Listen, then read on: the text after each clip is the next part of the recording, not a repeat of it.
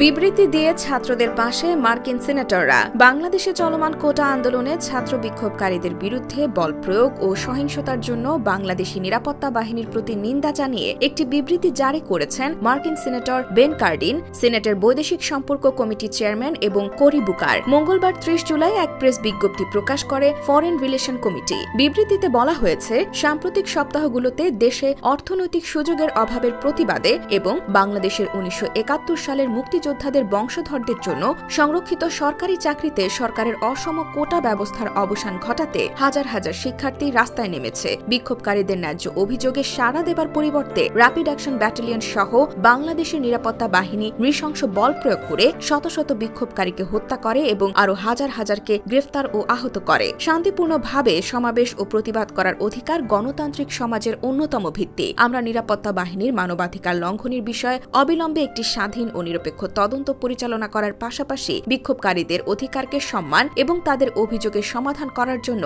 বাংলাদেশি কর্তৃপক্ষকে আহ্বান জানায়। মার্কিন যুক্তরাষ্ট্র এই সাহসী ব্যক্তিদের পাশে দাঁড়িয়েছে যারা তাদের মর্যাদার জন্য এবং একটি সমৃদ্ধ ভবিষ্যতের জন্য সংগ্রাম করছে। আমরা বাংলাদেশে মানবাধিকারের পক্ষে কথা বলতে থাকব এবং এই ধরনের অপব্যবহারের সাথে জড়িতদের জবাবদিহি চাই।